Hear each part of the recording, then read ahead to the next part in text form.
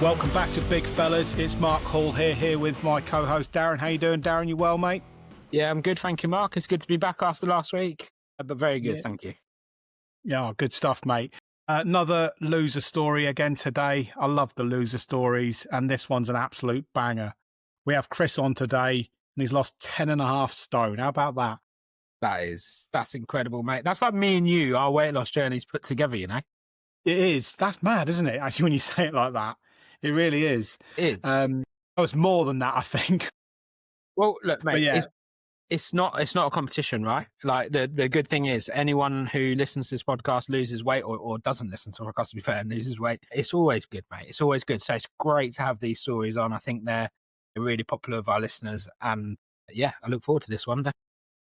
Yeah, and it's an inspired story from our friends at Man v Fat. So Chris came through Man v Fat and it's been instrumental to his weight loss. As we're on that subject, we have a little promo code we like to push, don't we, Darren? We do, mate. We do.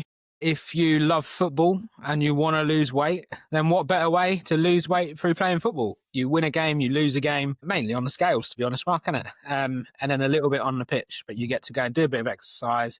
You get to get on track you're eating, you get your team motivating you, and you get some goals through weight loss. Great. It's great. And if you use the code BIGFELLAS on sign up, then what do they save, Mark? What do you save? They get sign up for £1. What's that? It's nothing. Can't buy a pint, can't buy a coffee. You get it for £1. That's it, mate. Brilliant, isn't it? Could barely buy a Freddo with that nowadays. Probably won't be in too much time, won't it? Anyway, we can't talk about chocolate on this podcast. This is not what we're about. Anyway, we have a really inspiring story. I think you're going to like it. And yes, we welcome you onto the show. Chris, how are you, mate? You well? I'm well, thanks, Mark. Thanks, Darren. Appreciate the invite. Thanks for coming on, mate. Great to have you on, mate. It really is. And so let's just start right at the beginning. So you've lost 10.5 stone. Tell us how you've done it. A lot of hard work, really. I think the one thing that I've found with weight loss is we're all typically very good at it for a few days or a few weeks or maybe even a month or maybe 2 months. But I mean, my highest man versus fat weight was 166 kilos. And last Wednesday, I was 99.9. So that's from my highest to my lowest. So I was about 157 in January. So it's the majority of it has been this year. And it's just been relentless, but consistency. That's probably the best way to describe it. Relentless consistency. Every single day, every single meal.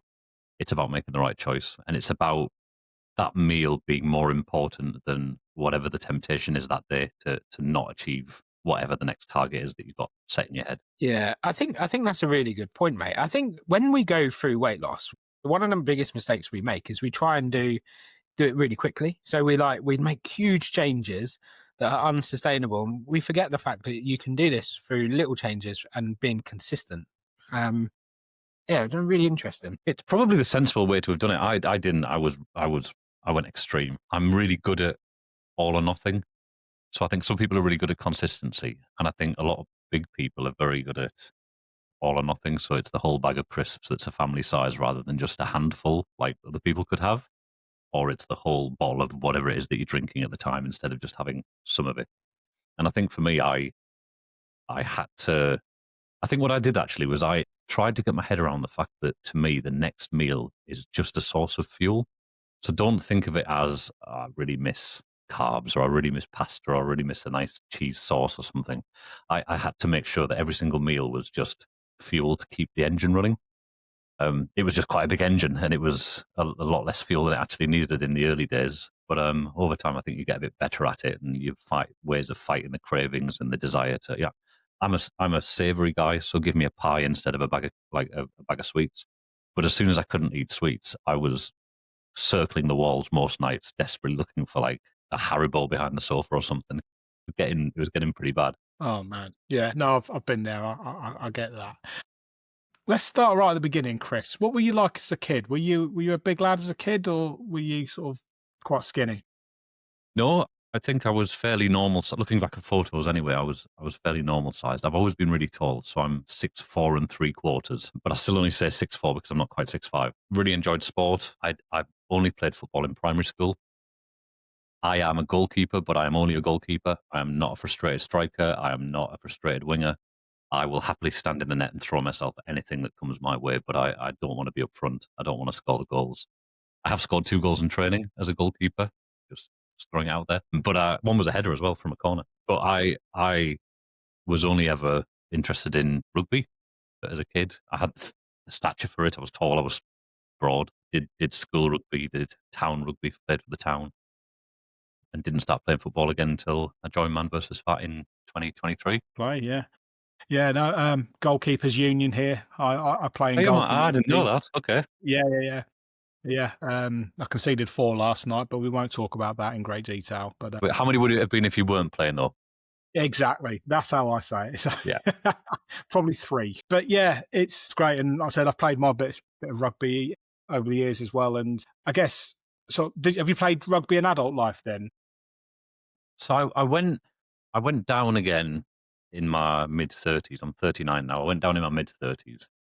But I mean, I was 26 stone, and the lads are fit, even though, and I was actually close to being able to play for the Dinosaurs, which I think was like the over 40s. I feel like that's a really horrible name for an over 40s team. There's enough things you've got to deal with at 40-year-old other than being called a dinosaur.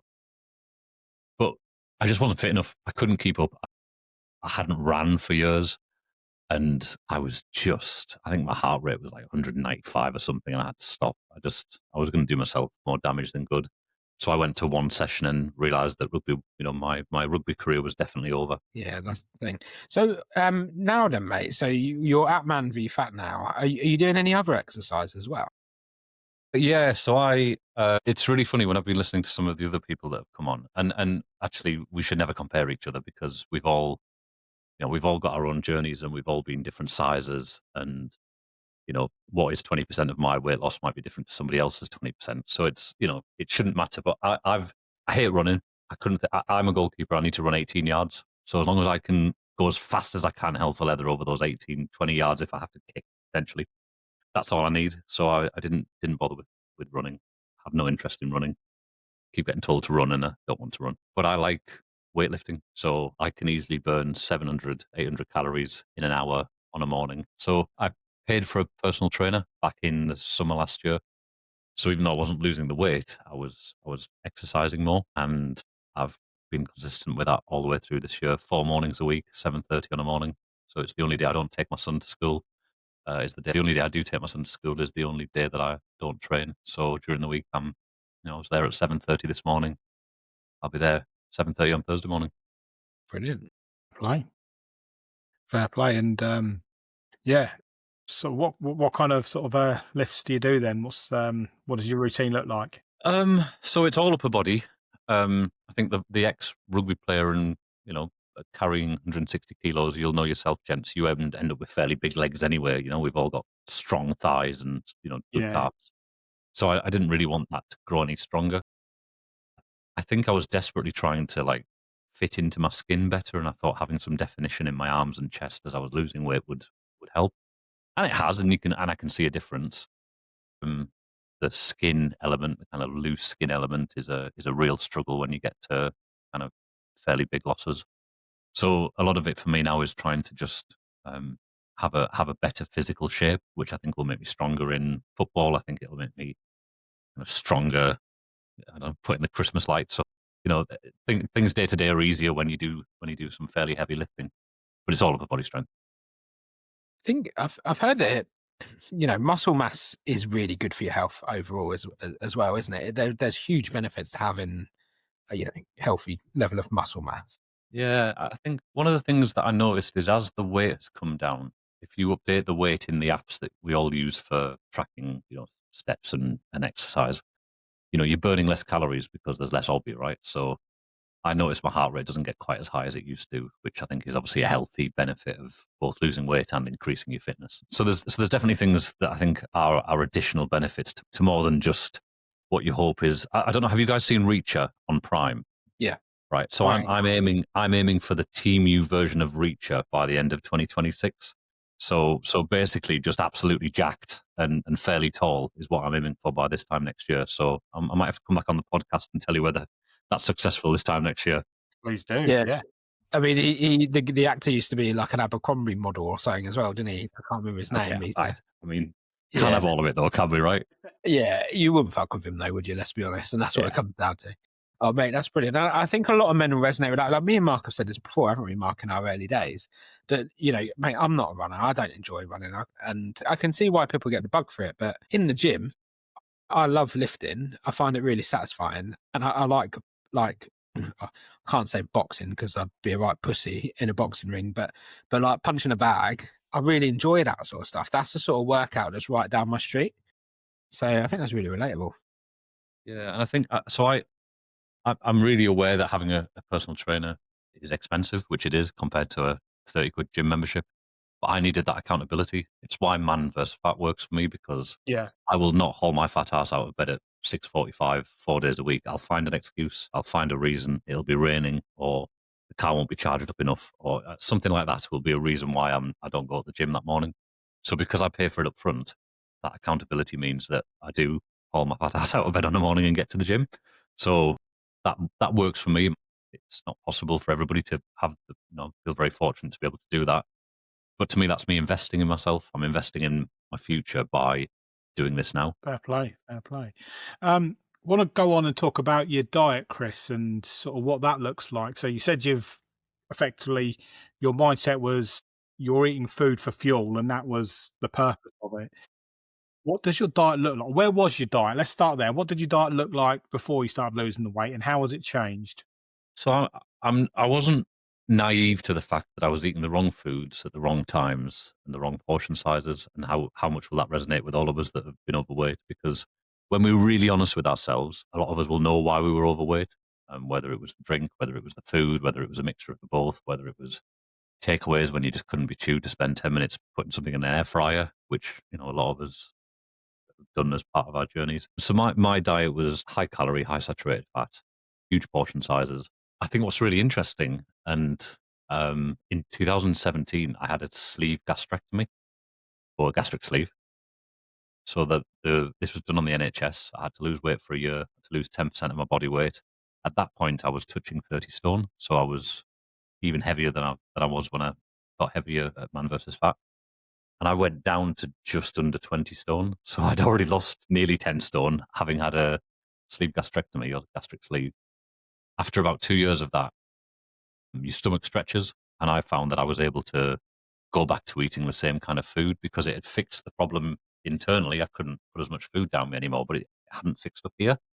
So there was no mental change at the time of having that gastric sleeve. And I was still choosing the wrong foods. I was still overeating. It was almost like it was a challenge to stretch the stomach.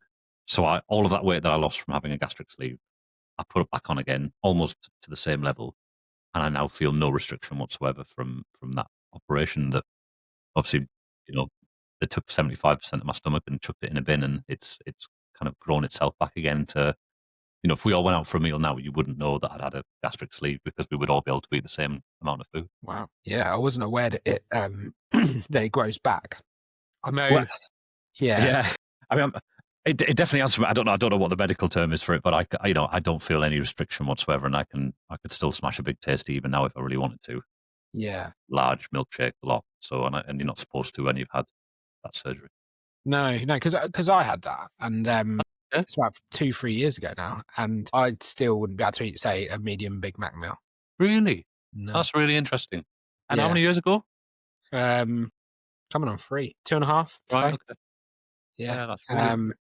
But but you're right. So what you very quickly realise is that the bad foods you can eat a lot easier, and it feels more comfortable to eat. Mm. Whereas if you eat like heavy, like dense food, so like I was saying to Mark before we recorded today, I really like chicken. I like my meat, and calorie dense foods. You can't eat much of it before you get full, but I could still smash a pack of biscuits, which is not ideal. Yeah. Yeah, dangerous. It's No, not. I mean, Mark, to answer your question about what the diet's been, I've been on a low calorie version of the carnivore diet all year. So I've cut all bread, all pasta, all potatoes, all crisps, anything nice really, and went to a diet of chicken, beef, eggs, butter, cheese. but a low-calorie version, so I would eat a lot more chicken than beef because the calories per gram of protein are significantly less. I didn't eat a huge amount of cheese, but I'd sprinkle some cheese on things to give it a bit of different texture. I would overcook chicken so that it had a bit of kind of grit to it rather than it just being, in an air fryer. I'd maybe do it for an extra 3 or 4 minutes. Obviously, was in a state of ketosis. I've realized I always have things like keto strips in pretty much every room, which checks whether I'm in ketosis. I suppose we would have called it the Atkins diet years ago. Yeah. But very much carnivore, which loosened off a little bit towards the summer. I'd allow myself a little bit of salad and a little bit of vegetables, but not huge amounts. And I would sit there on a night time with 2 chicken breasts, chopped up with a little bit of seasoning on the top of some kind, and that would be my dinner that night because I wouldn't go over 1,400 calories in a day. So my limit since January has been 1,400 calories. Fair play. What do you have for breakfast? Well, my cheat code is, I heard one of your other guests say other supermarkets are available or other so-and-sos or other watches are available. Aldi do.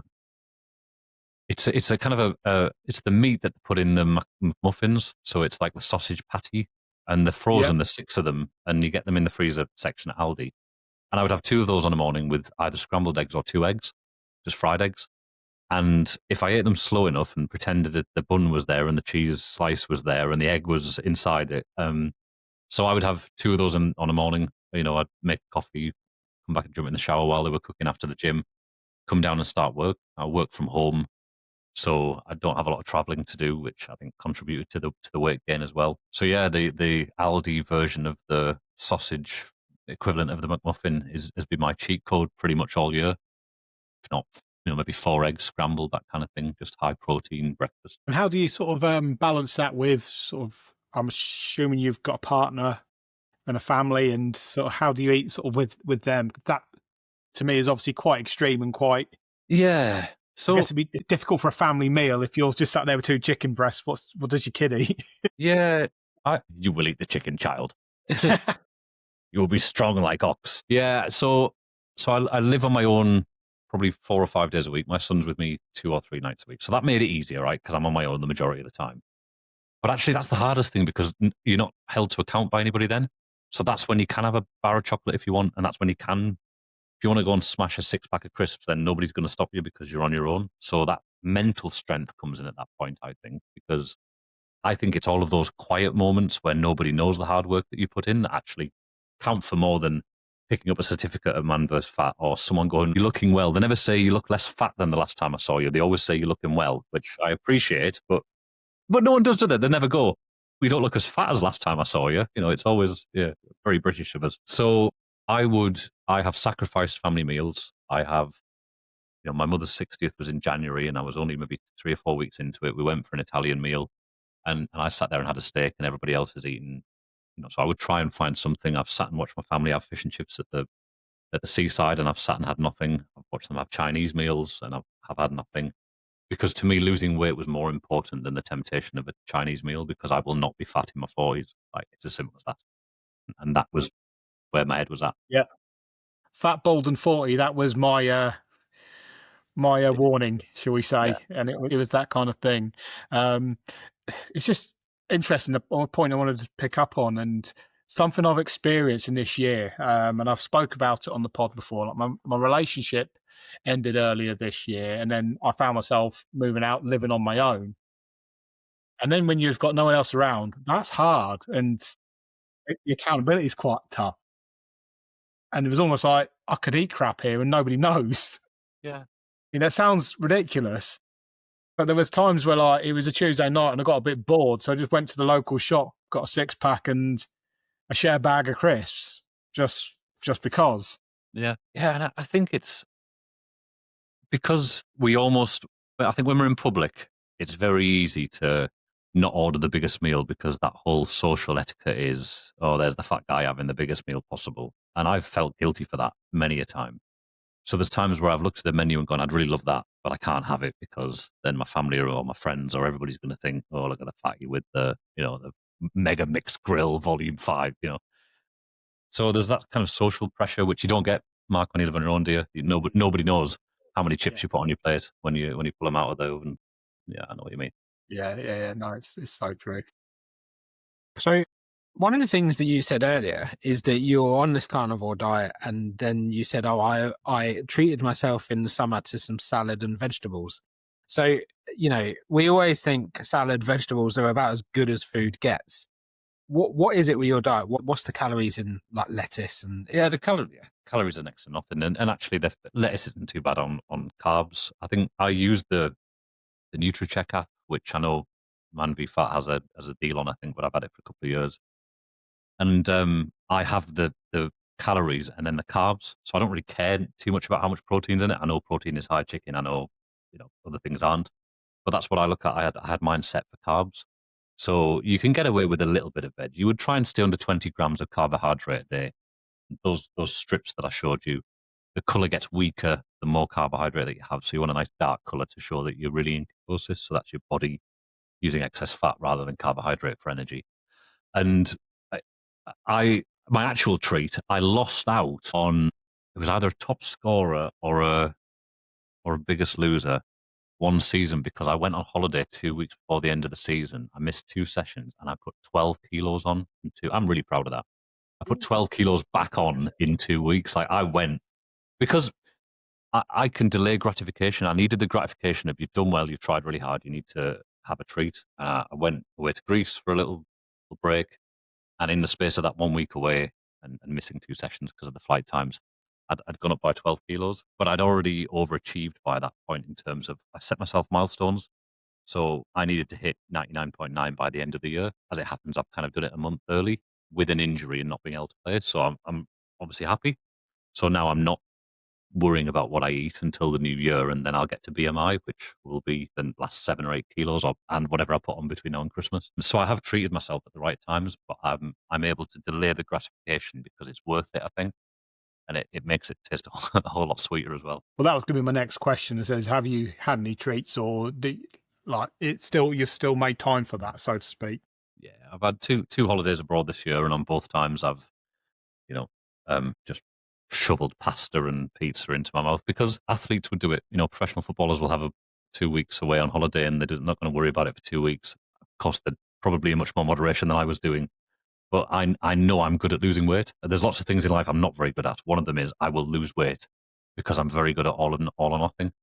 I go back onto the diet the day after I come back from holiday, and that's me for 2.5 months until my next target is achieved or my next weekend away is, and I will go, you know, hell for leather until that date. And I think that's mental strength. That's the bit I think I have that I didn't realize I had was like pretty good mental strength to be able to do that. Hmm. Yeah, it is what I've found, and it's something I've spoke about a lot on this. I can find I can get to that point, but it's getting to the like ketosis. It's getting into ketosis is the tough bit. Once you're in ketosis and the ketones are running through your body, it's quite easy, and then you can lose weight quite quickly, and you just go, yeah, you just keep going. That first week is a bit hard. You get headaches, you feel a bit lethargic, you get all of that shite go through you. And yeah, I'm doing a sort of ketosis based diet at the moment, and Right. I had a couple of weeks off. I went to the rugby to watch England against the All Blacks, and then I went and had a weekend away with my girlfriend, and yeah, we were just enjoying ourselves, having like, I think for lunch on one day we had 2 Krispy Kreme donuts, and so it was just like, but it was like, fuck it, I'm enjoying myself here. But then I got back and I was like, I knew it was coming, so I planned for it. I said, right, Monday back in it, head in the game. Come Wednesday, my head was pounding. I felt tired. I'm like, oh, do I need to go through this again? Yeah. My biggest tip for anybody with ketosis and the high protein, low carb is water. Like if you're not getting up every hour to go for a wee, then you're not drinking enough water. And I know I'm sure there's some health and safety thing that we should probably bring up now that says don't drink over the day, whatever it is, you can drown yourself. But I was drinking 5 to 6 liters of water a day every day, and I would have it ice cold, even in January, even in February, freezing cold outside. I actually bought these like ice cubes that are like the size of my head because I work upstairs and I'm on calls all the time. I could just run into the bathroom next door, fill it back up again, and I'd probably get 3 liters worth out of maybe 90 minutes, 2 hours worth of calls, and the ice would still be there. So I would go through religiously at least 5 liters of water a day. helps with the hunger, helps your skin, and for me, it took away that craving. It was almost like I was just getting a hit of something. Yeah, that helped. The more you drink, the more you shrink. That was the advice my Yeah, that's Cambridge good. weight plan consultant said, and it's true. And yeah, like I said, I I like my sparkling water. I have 4 sort of 500 ml bottles to take out every day, the sparkling water, and on top of that, then I have 2 massive black coffees with me, and that gets me through the day. And then I get home, and then I'll have a couple more sparkling waters in the evening. And I'm the same. It's just yeah, you got to drink your water, haven't you? Yeah. And I have had Pepsi all year as well. I've drank Pepsi Max. I was struggling to sleep. I really struggled to sleep. So I switched to caffeine free, and that made a big difference because I was saying to my boss, well, I only have coffee on a morning. And he'd been around for dinner a couple of weeks beforehand and said, you drank 2 Pepsis while I was there. It's the caffeine that might be stopping you from going to sleep. So I switched to the caffeine free Pepsi Maxes. I don't go wild. I drink water during the day, but if I feel that kind of sweet tooth, which I don't have, usually kicks in, I'll just slowly drink a caffeine free Pepsi Max because I get a bit of a hit. And it hasn't in any way, as far as I can tell, impacted my ability to lose weight. Yeah, okay. And I guess we should come on to it, Chris. This isn't the only battle you've had in your life, is it? No, no, no. Yeah, so I'm an alcoholic. I I would say I lost control of it in my 30s. I used to be a DJ, so was in nightclubs DJing, was out with friends Thursday, Friday, Saturday, Sunday. Sometimes we got on gay night on Monday because all the gay lads had really attractive single female friends, and it was a cracking night. So we'd go out, whatever night we could. And I was always, a good drinker, but clearly a bad one in the end. But was always able to drink, always able to get up the next day, not think about it, go to work, not drink all week, go out next weekend. British behaviour for drinking, really. And then when COVID hit, I think I went through a separation, a divorce, and that again, it goes back to that being on your own and that lack of accountability. Way of dealing with it at the time was to have a drink, and I just lost control of it. Yeah, I just lost the ability to stop. Once I'd stopped, I was all right, and pressed the fuck it button and start drinking again when something happened. But I was okay in between. I didn't have like vodka on my cornflakes to get through the day. But once I'd started, couldn't stop. And you could have put £1,000,000 in front of me or a drink in front of me, and I would have chosen the drink every time, even though the £1,000,000 would have bought me a lot more drink. Because in that moment, that's what I wanted. And I really, really, really struggled for a couple of years. Lost jobs, lost relationships, lost friends, hurt my family because all I could do was drink. And people that know me now but didn't know me then probably wouldn't believe you if you said that. But the people that have stuck around, and I was drinking 2 bottles of whiskey at one point. It was extremely, yeah, in alcoholism. And I got to the top of the stairs on the 30th of October 2022. So you can imagine, if you imagine yourself on the top step, I fell backwards down the stairs, right the way down the stairs. Got to the bottom of the stairs. My ankle went underneath my backside, and I snapped my ankle in 2 places. So I couldn't stand.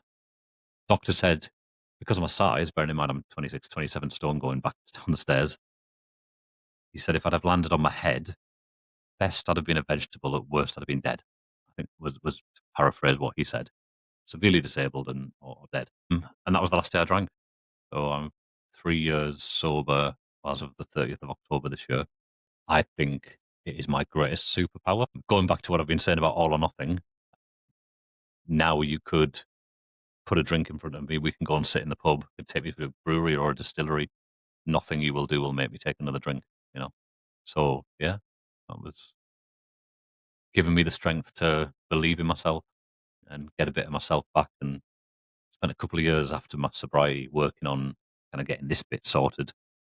And now it was a case of just following that up with getting rid of all of that excess weight that I had.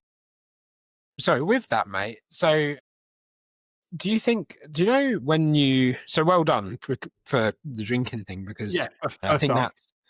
that's extremely tough, isn't it? And I think that's just well done.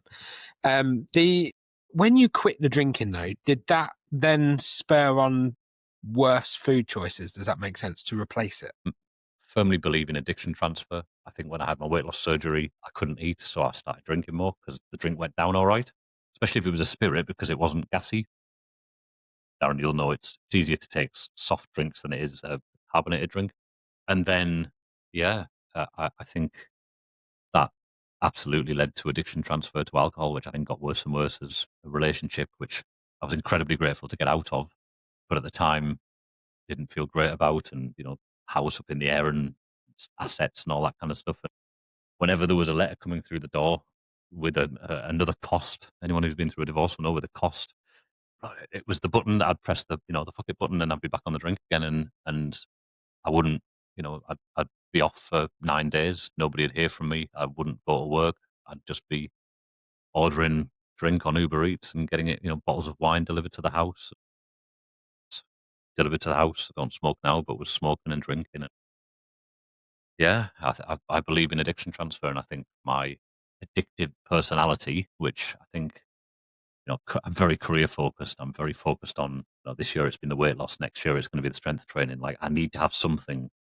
However, my brain's wired up. I need to be succeeding in something. I need to be driving for something more. And I do sometimes wish I could just chill and just be okay with where things are and reflect on it. But we're all just wired up differently, aren't we? And I'm just wired up to want to drive for something. So I'm trying to channel it into good stuff like losing weight and getting strong rather than next thing I know, I'm gambling every 5 minutes or something because, I joke about it because it's my way of dealing with it. But I don't gamble. Never had a problem with it, but I don't want to risk it. Don't take drugs. Never taken drugs. Don't want to risk it because I'm an addict. And I reckon it'll probably be fantastic if I did. And then next thing I know, I'd be up on a. Mate, I'm the same. I'm the exact same. So I recognised smoking young. Obviously never had. I've been very lucky with alcohol, but I've recognised quite quickly that I'm quite an addictive person. I don't gamble now at all, just because I just think don't start it. I never tried things like cocaine and stuff like that because I was terrified that as soon as I did, I'd end up just being on it all the time. So yeah, really sensible. And yeah, I suppose that makes a lot of sense as well, because if that is your personality, you've kind of got to reconfigure that a little bit, haven't you? And like you say, focus it into something positive. Yeah, that's why I joke about it and call it a superpower. If you channel it into the right thing, it can be great for your career. It can be great for a relationship. It can be great for a familial relationship with your child and with your family because you can do all sorts for them and you want the best for them and you drive for success for them. If you channel it into the wrong areas, it's destructive. I definitely have another drink in me. I don't have another recovery in me. So that's what keeps me sober every day. I don't know what's going to happen tomorrow, but right now, today, chances are I'm going to go to bed tonight and I won't have had a drink. And all I'll do tomorrow is get up, fight for something, and hopefully go to bed tomorrow night and have not had a drink. That's incredible, mate. And yeah, again, congratulations to you. Like I said, I think I'm the same as well. I have that kind of addictive personality. I don't know, there's been things that I've been caught up in before and I could just see it going. And I think I remember like I had in it, I think I started to have a little issue with gambling when I was at university because a casino opened up in the town and that. And then it was just like any spare cash, I was going up there and thankfully finished uni and came home and online gambling hadn't really started at this point. So it was kind of like there was like a natural intervention. But yeah, probably the biggest problem now in terms of addictiveness is probably food. And I will just binge eat and that will have those moments. And like I said earlier in this, I'll get to a point where, like I said, when I was sat at home alone, nothing going on. Fuck it, I'll go up the shop and get a 6-pack and a load of snacks just because it's Tuesday night. Yeah. Yeah. And it's tough, but yeah, I think you'd probably be the best person to ask on this. And we've floated this on the podcast, and to actually speak to someone who's an alcoholic, it may say we've often said sort of obesity's almost got its similarities to alcoholism. We've always been a bit sensitive about it, haven't we, Darren? But we have made the comparisons before, and even now, as someone that's like 4.5 stone lighter, there's a fat guy inside me who's waiting to get out, who will destroy the next sort of fry up that comes his way, given half a chance. Yep. And what's your take on that? How would you sort of view that? Huge similarities, massively, yeah, humongous similarities, and I think because we, for whatever reason, I think whatever the excess of addiction is, I think everybody has the potential to be an addict. I don't believe that I was an alcoholic in my 20s. I think I was a heavy drinker, but I had control of it. I think I've never really had control of food. So I do believe there's an element of kind of wiring that we have, which is why certain people, can, and some of it is genetics, right? Some people have better thyroids and other people have better metabolisms, and there's elements of variant in all of that. But I think ultimately sometimes we crave things that we can't have that we know is not normal. So I would go to a bar if I was in a pub with somebody, and I would order 3 pints for 2 people, and I would quickly drink one at the bar and take 2 back because that was a normal social thing to do. I'm sure there's people that listen to this podcast that will go out for a meal with family, but will call for a kebab on the way home. Now, that's a secret thing that we do because we're not satisfied with what we had. And for me, with the drink and I guess to a degree with the food. So I think we crave things that we're not really supposed to have. I think just as humans, we sometimes do, and we can control it generally, which is why the majority of people aren't alcoholics and why some people don't get fat because they can control it. I think those of us who have an element of addictiveness to us in whatever food, drink, gambling, drugs. Yeah, I think it's in all of us to a different degree, and those of us that have it to excess probably end up in situations that some of the lads that come along at football are in. Yeah, absolutely. Can I just ask about your alcohol treatment?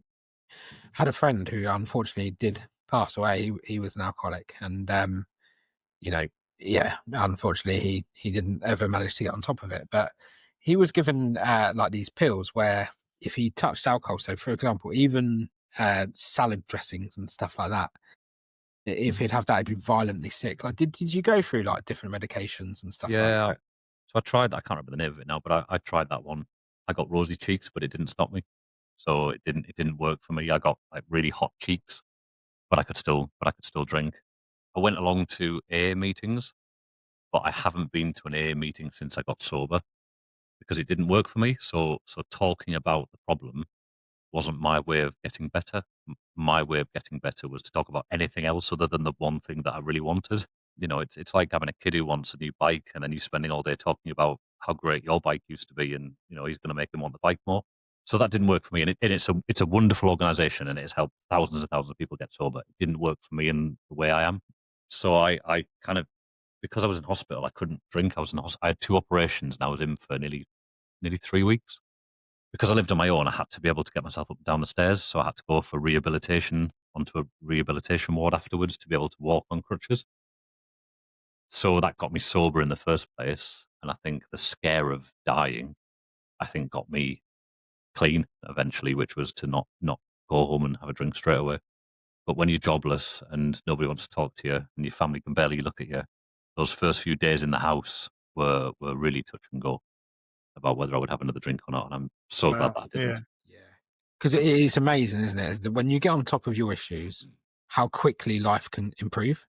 So with you got on top of the alcohol, and you said now you've got a good job, you're quite happy, financially secure, going away on holiday to Greece, and like Mark with his breakup, like you go through this big low, and we turn to alcohol, we turn to food, whatever it is, but we do bounce back quite quickly, I think.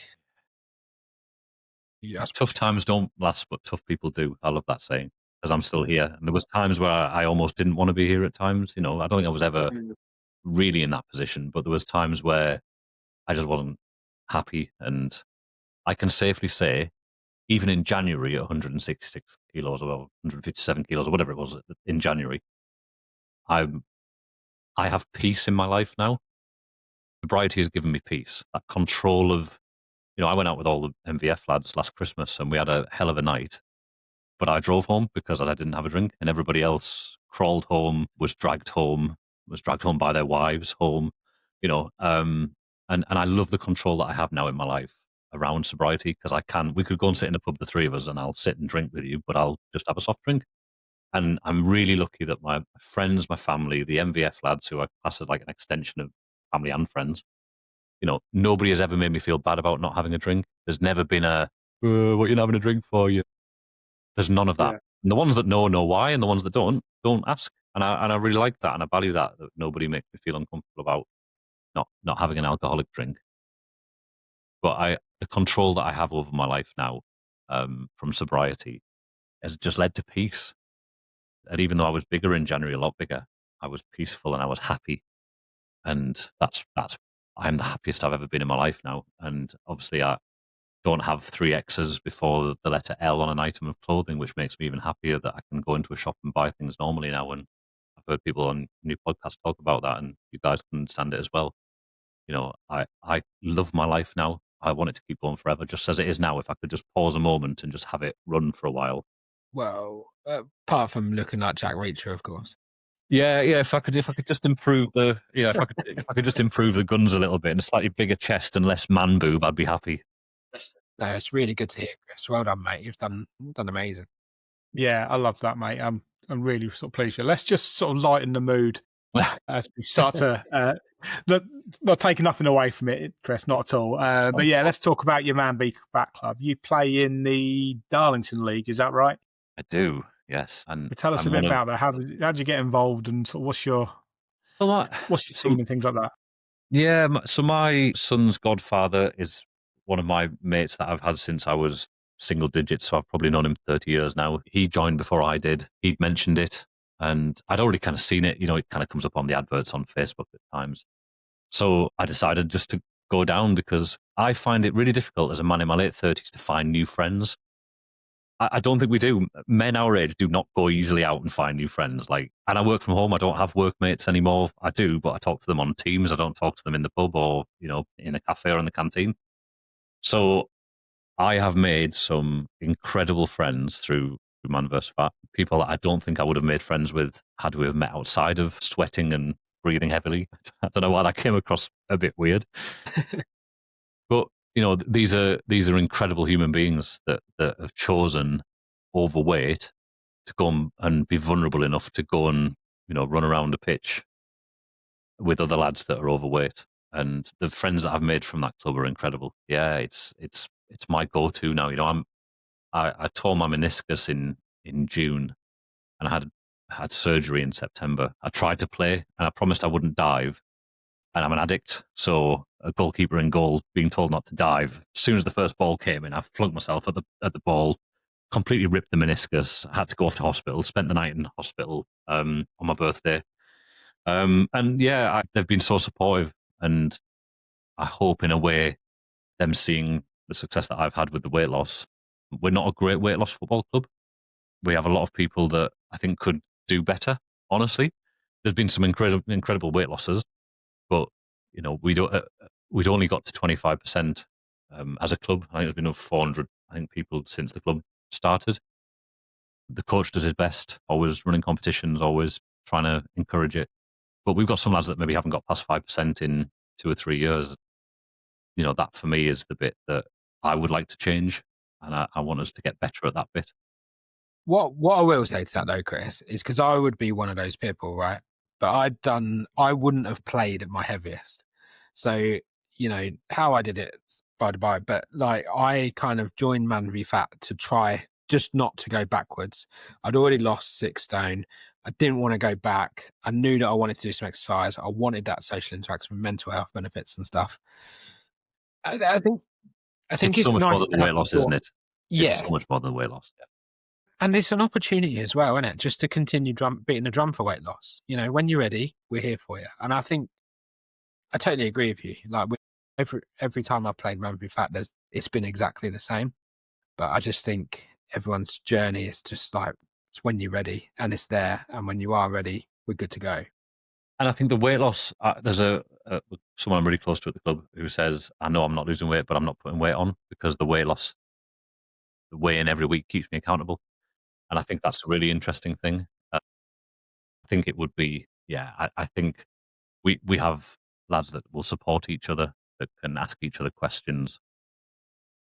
It's a bit like a Darlington version of the Freemasons, does anybody know a curator or I've had my conservatory door fixed by one of the lads from Man vs. Fat. It's like an exchange of, being able to support each other. And that's what, for me, it's about. So yeah, obviously the weight loss side, I think that we could do better. But I think as a group of human beings, they're absolutely incredible. And it's the highlight of my week is going along and seeing them all.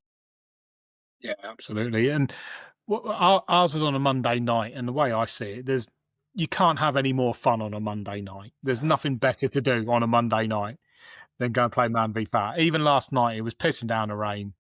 We still all go up there. We still play our game. And I'm just thinking, well, what else am I going to do on a Monday? Yeah, yeah. And I think that we're only a small league, so there's only 4 teams. I'm on the red team, and I'm an Everton fan. You can imagine I refuse to wear red. My argument, That's why don't we roll your picked eyes, it then. Darren. I refuse to wear red. I'm that bitter as an Everton fan that you're not getting me in a red top. So I wear pink, and I am comfortable enough as a man in my life to wear a pink goalkeeper top. So I wear pink, and the team is called Borussia Moobs and Backfat, which I love. I've heard some fantastic names over the years, but I've always appreciated an ironic or fat name. What are your teams called, by the way? Do you either of you have slightly hilarious names for your teams, or? We've had some good names over the years. I like the one I'm playing for at the moment.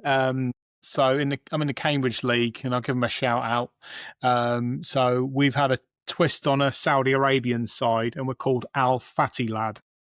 Okay, yeah, makes sense. Nice. The last team I was in, I think, was called Bayern Munchies. Munchies, yeah. And then Zempiarkos, I think. Yeah. Yeah, it is good. Yeah. My favourite team name, we played in it together, was when we were in the Peterborough League. We got allocated the maroon colour. When you do the draft, you just get the colour, don't you? So we were maroon. So we called Maroon 5 a day. Brilliant. Very good. Yeah. No, it's good. I think the teams, the competition is great. We are competitive for a lot of lads playing on a school field on a Monday night, Wednesday night. Some of the passion that I see from people is brilliant, and I will do everything I possibly can to stop the goal going in. And I think to myself, what am I doing at 39-year-old? I was in the gym the other day. I can't lift 60 kilos above my head. I can't with free weights get 60 kilos above my head. And that weight was attached to me in January, and I was throwing it at the floor and then getting back up quickly and then potentially throwing myself at the floor again. It baffles me how not you, Matt, but how outfield players, when we're overweight, can do as much exercise as they do. Like I think it's inspiring to see big lads, especially the ones that are big as well. 160, 170 kilo lads going out, and it must hurt like hell for them the next day, because I know how hard it was to even just stand in a goal and kick the ball once. So massive respect to lads that play out when you're really big. Yeah, definitely, mate. Definitely. Awesome. Okay, I think we're going to wrap it up there. What I always like to just say as well is, before we go, if there's one bit of advice you want to give to sort of, say, a guy who's 160 kg right now, what would be your bit of advice for them? It's not too late. The amount of times I ate a meal and thought, okay, I'm fat anyway, I think that would relate to a lot of people. Sod it. Doesn't matter now. I'm too far gone. I was 46-inch trousers. I'm a 34 now. I was a 4XL t-shirt. I'm a large now. I was a 58-inch chest. I don't know what I am now. I've not bought a suit, but I'm not a 58-inch chest anymore. Like, something ticked in my head. And if it doesn't for you and you are 160, 170 kilos, when that moment ticks, grab it. Grab it by the balls and just go for it, because it's a hell of a journey. And that feeling, one of the lads at football, I've been injured, so I wasn't able to drive, so I couldn't go down. And I was going out for Sunday dinner with my family, and I came down to football, and there's a lad called Gav at my club who said, the biggest compliment I can pay you is you look normal. And actually, that's all I ever wanted, was to look normal. So it is possible to go from that size to looking normal. It's not too late. Yeah, you can. It was weigh-in a couple of weeks back for Man v Fat, and there was a lad there, and he was looking, he goes, "This is Man v Fat. What are you doing here?" I thought, "What? The first time I've had that." Yeah. Winning. That's the sod the 5% or 10% certificates. Having that as get thrown at you, that was got to be the best thing ever. Yeah. Well, my aim is to be at the Biggest Losers game next year. I'm at 30. I got my 35%. I was the first and only person at the club to get 30 and 35% now. So I'm determined to get into the Losers game and get fit for it by then, because I'm out till probably March, April. So it'll be a bit tight. But that is my aim now, is to get to BMI and to get to that game. Yeah. Oh, that weight loss, I'd say you're a certainty. Don't give up the chase, though, whatever. But yeah. Good. Well done, Chris. Yeah, fantastic, mate. Congratulations. I hope you've liked this, listening to Chris's amazing story. Don't forget to like and subscribe for more. And we'll see you next week.